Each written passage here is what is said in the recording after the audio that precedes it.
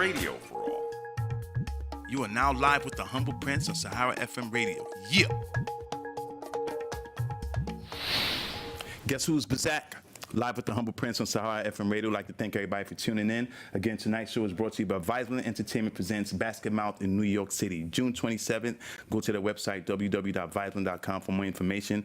And go to our Sahara Reporters page on Facebook for more information. Guess who's hosting? Humble Prince. Yeah, so it's going to be a fun event. You know, earlier, Upper Sahara management was like, oh, this is inauguration week. We have to have a condensed show, or we might have to cancel the show. I'm like, we're not canceling this show. That's not happening today. The inauguration could wait. We have Kemi Adetiba in the house, goddammit. Let's give her a round of applause. Yeah. Guest co-hosting tonight. And again, Kemi, you cannot not be beautiful, man. Don't even worry about it. So pretty. Yeah. Kemi, I just want to say thank you. And again, I said this earlier, but I want to say thank you again, because when this show was in its infancy, a lot of Nigerian celebrities were fronting on, then with DJ Wale, Abby, Shakira, all of us, they were fronting on us. They wanted us to pay them. They wanted us to buy them bottles of Ciroc. I'm not going to say names. Paid? Yes. Yes. I swear to God, one guy, I have the email. Can I get like back payment, like child support or something? One guy actually even asked for $10,000. I said, wow. Hey. But Kemi came, and that was actually one of the best shows we had, because you shared some of your health.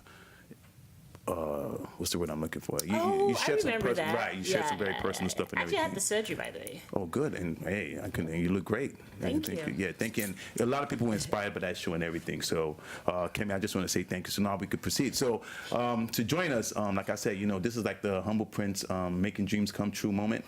And Debbie, when I told her I knew Kemi, she was like, oh, I love Kemi so much. Blah blah blah blah blah. I was like, you know what? I do.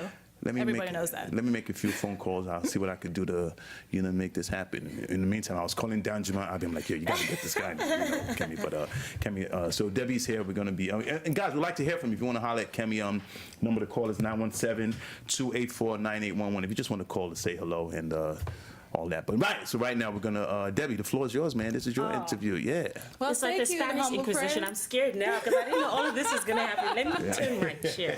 It's so funny because I think that's probably one of the first things I said when that name came up. Because I think Danjum was here a couple of weeks ago. Yes. And I follow him on Instagram. I follow you on Instagram, and I know.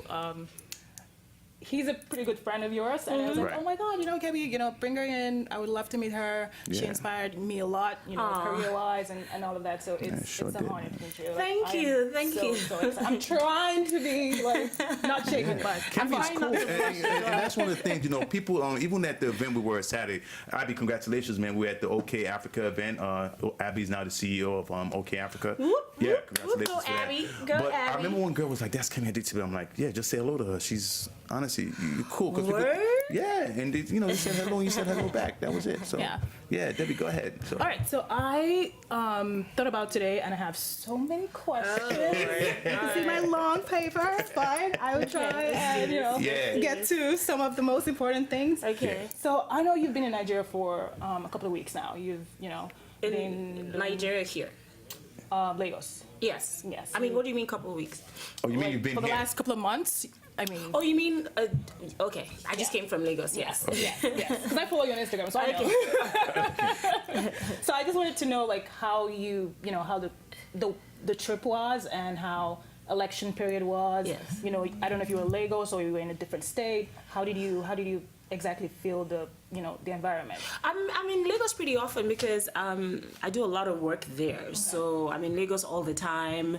So it's pretty, at this point, it's pretty normal for me, and I grew up in Lagos, so, But maybe the last trip was slightly different because it was, of course, you said that transitional moment that, when we had the elections and things like that. So, yes, it was slightly different this time.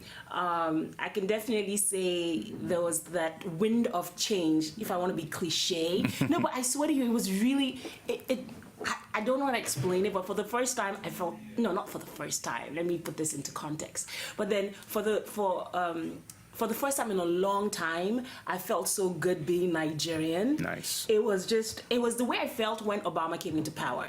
Okay, good. It was, I don't know, everybody just had this pep in their step. Everybody was excited. So we're definitely excited for, I think the handover is tomorrow. I think tomorrow and Friday. Friday, right? Friday, yes. So very, very excited about that. So it wasn't like a social media thing, not like before. No, it wasn't. It wasn't. But you can't dumb down the importance of social media, especially when it had something to do with this election. It definitely played an immense part of it. So. Yeah, I thought it played a huge role. Social media did. And then you see what the opposition didn't understand, or what they didn't know, was that they thought that it wouldn't do that. They thought, people just gonna go on social media. You guys talk, Yeah. and it's not gonna make an impact anywhere. And it did. Did you vote?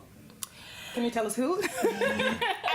I mean, unabashedly, I'm proud to. I'm a Buhari supporter, and then I think I'm more supporter of Buhari because I think it was time for a change. Not because, I mean, yes, it was time for a change. Everybody needed a change, and how about this guy? Let's see. And he seems really, at this point, it's like Nigerians, that stubborn child in school. You need like this strict principal, you know, and he seems like that person. Yeah. Definitely.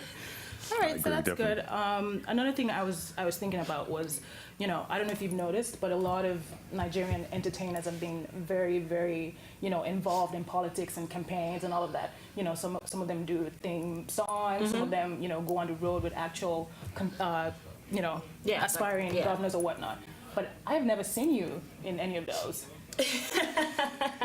I was wondering if it's something, you know, like, if it was intentional. Yeah.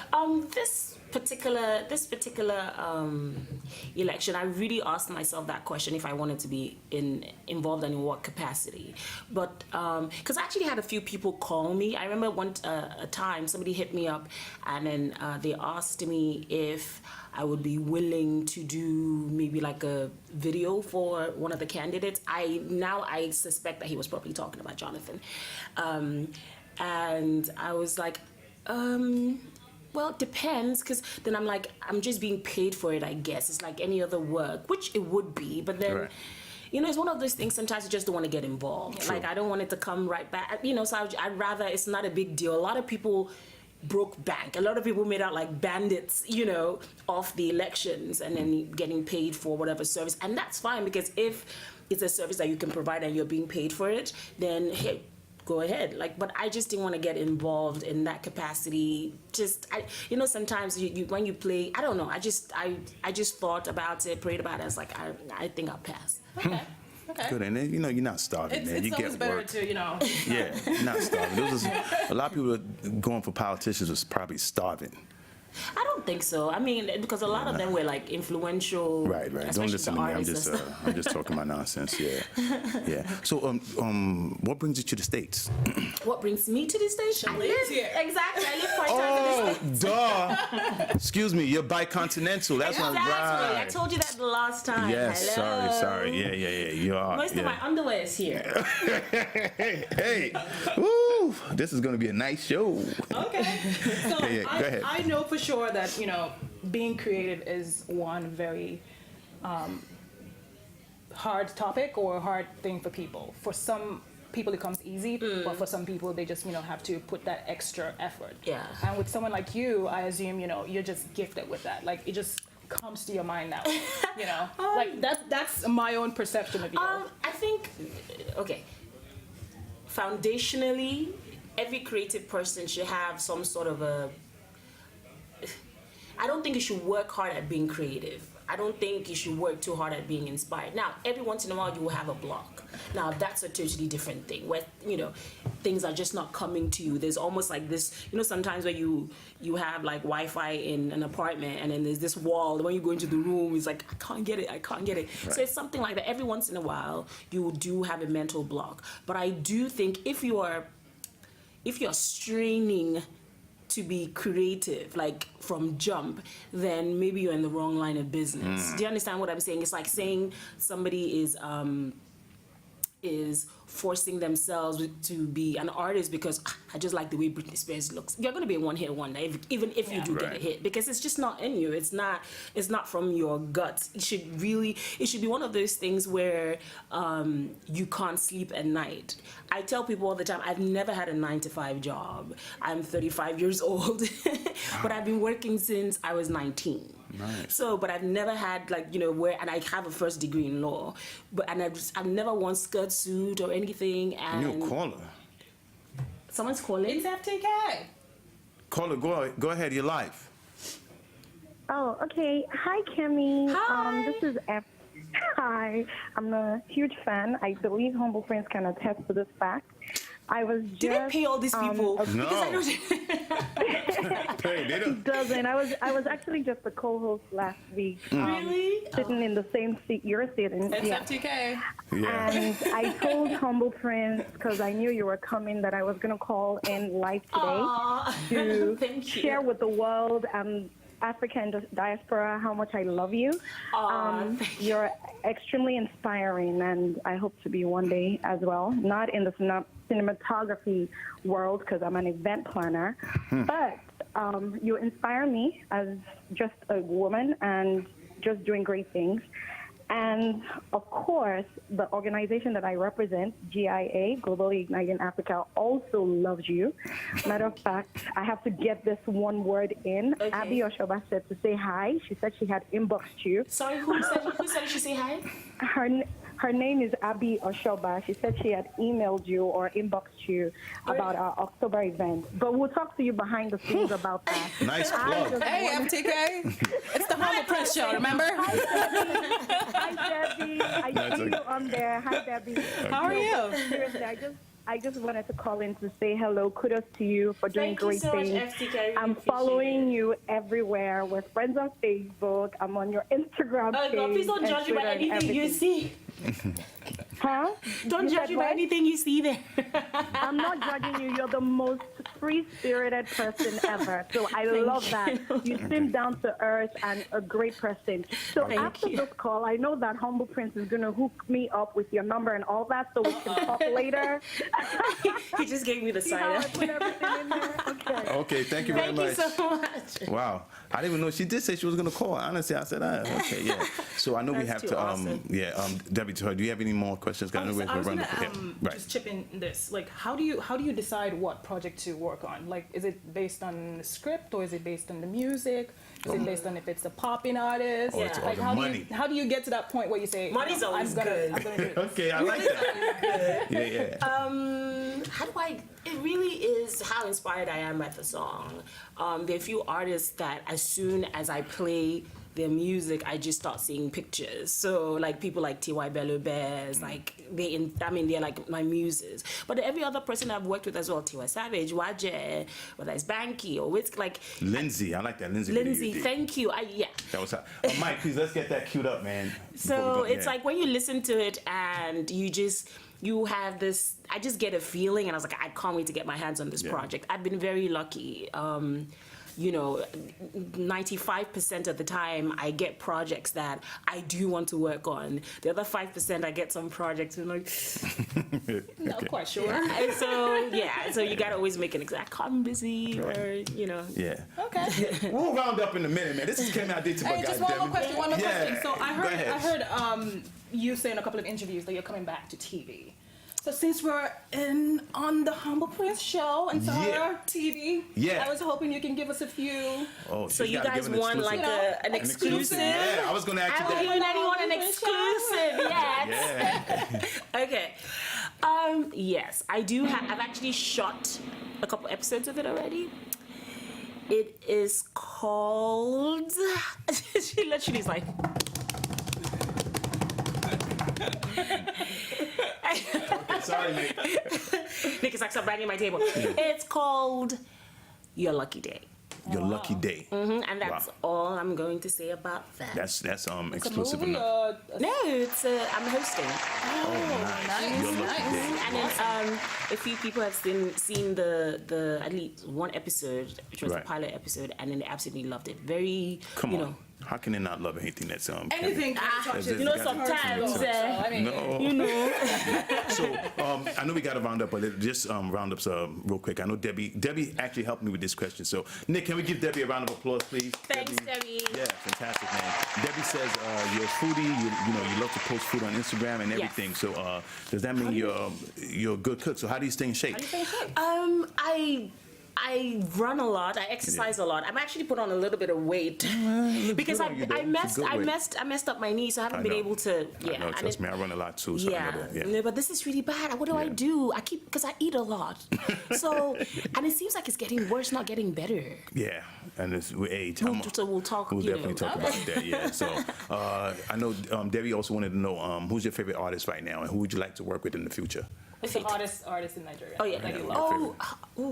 Oh, I think I know who. Artist. Say it before. Who? Say. The cute guy. What's his name now? Oh, cute. I like that already. I can't remember. It was an interview I saw. Yeah. I can't remember the name. I don't know. She said Was she it can't interview remember. with me? Yeah. Oh, we watched. We do our research. This is Sahara. Okay. I can't say the name of it. Yeah.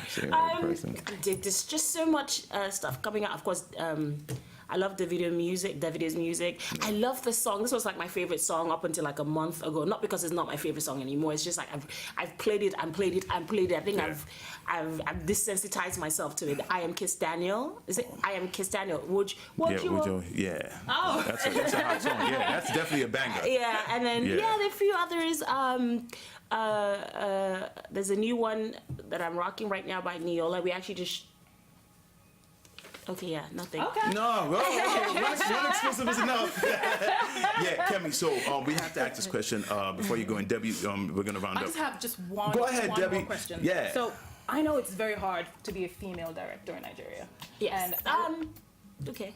I was just wondering, like, how do you stay, in charge of a set?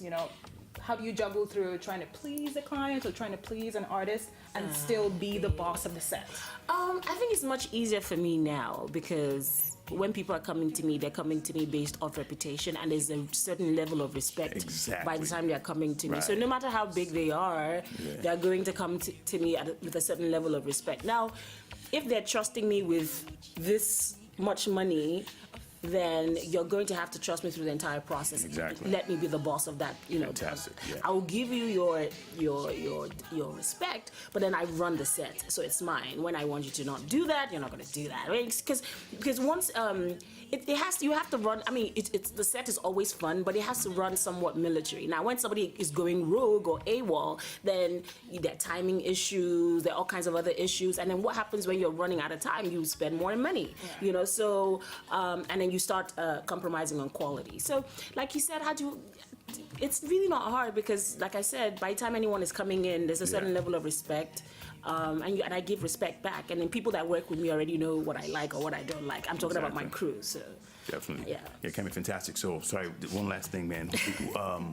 What advice can you give to people that want to follow in your footsteps and do the same thing? Just real quick, people that want to follow my footsteps. Oh, they want to do this, cinematographer thing, or I'm sure. Just call me a filmmaker, director. Okay. I just happen to carry the camera as well. Okay. No, but you do inspire a lot of people, seriously. So, just what can you tell us? I hope that my work inspires them as opposed to me. And then when I say that, I mean that you don't necessarily have to be in my industry. I hope I'm not just inspiring people in my industry. I hope the essence of what I am about is what is inspiring you, that you can do whatever you set your mind to do. Exactly. Great. And then it doesn't have anything to do with your sex. I mean, sex as male or female, or no matter your color or whatever it is. As long as you put your mind into it, you work for it. I'm also saying, like, it's not just working. You have to be also very strategic in your work. Definitely. And then you will eventually make it. You just gotta keep toiling. Yeah, fantastic, man. Please, let's give this award-winning cinematographer a round of applause. Yeah. Go to her website. You see all the awards, and she won the African Diaspora Awards last year. Honor Award, right? Yeah, she was there. Yeah. When are you guys gonna give me an award? God damn it. Anyway, Debbie, thank you so much. Sure. Are we kicking Debbie out now? Yeah. Shouldn't you be thanking me? I fulfilled the dream just now. And we're going to take a break, and when we come back, we're going to be joined by Joy and Kingdom Jacob, who's the director of the recently completed Miss Nigeria USA pageant that took place last Saturday. Kemi was at the event, and we're just going to, chop it up, talk to her. We're going to take a break, and we'll be right back. I can't even concentrate, man.